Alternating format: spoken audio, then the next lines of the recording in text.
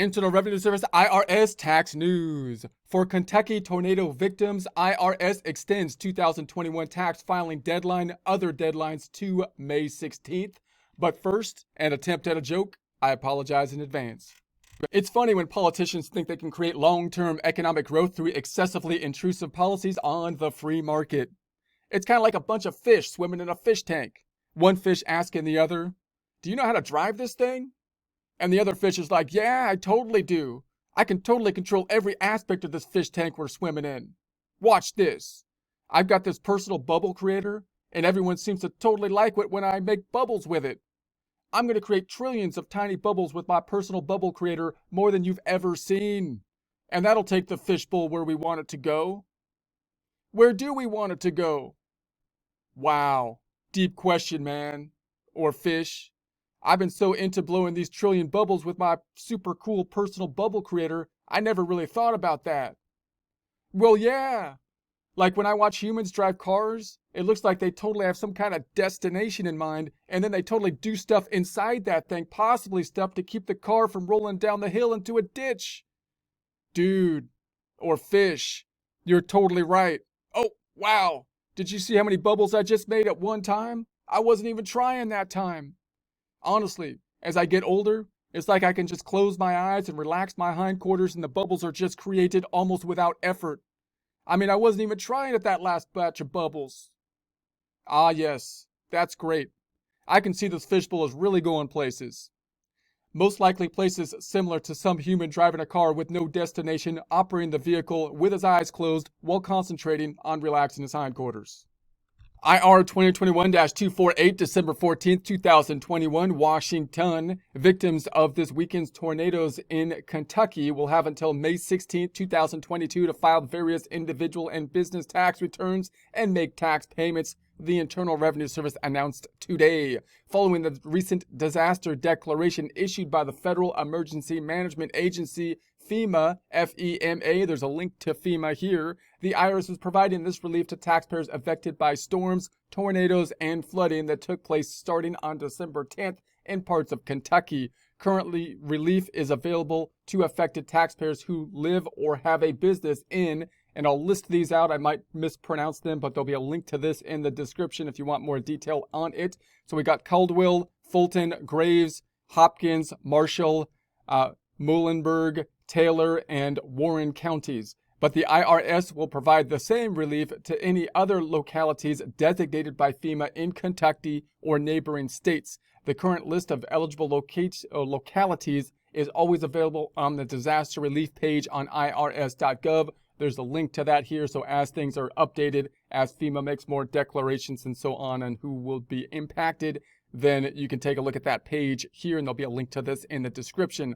The tax relief postpones various tax filing and payment deadlines that occurred starting on December 10th. As a result, affected individuals and businesses will have until May 16th to file returns and pay any taxes that were originally due during this period. This includes 2021 individual income tax returns due on April 18th, as well as various 2021 business returns normally due on March 15th and April 18th.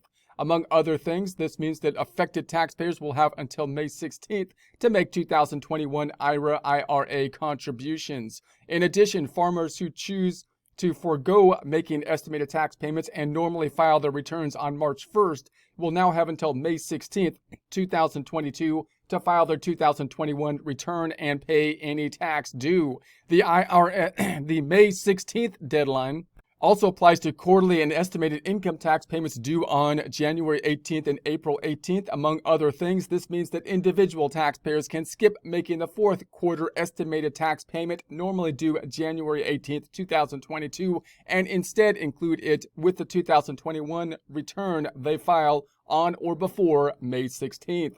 In addition, the quarterly payroll and excise tax returns normally due on January 31st and May 2nd, 2022 are also now due on May 16th. In addition, penalties on payroll and excise tax deposits due on or after December 10th and before December 27th will be abated as long as the deposits are made by December 27th, 2021. The IRS disaster relief page, there's a link to that here, has details on other returns, payments, and tax-related actions qualifying for the additional time. The IRS automatically provides filing and penalty relief to any taxpayer with an IRS address of record located in the disaster area.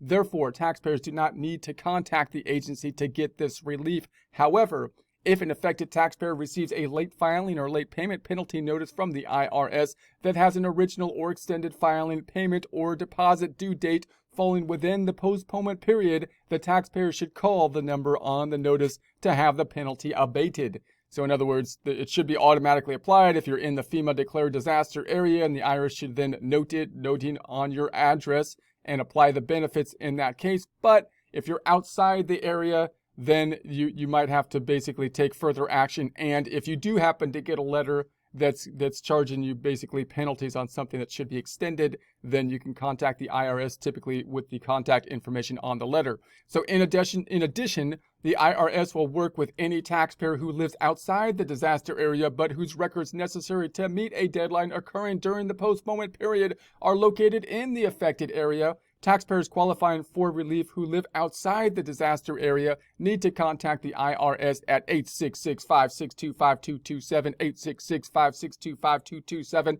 866-562-5227.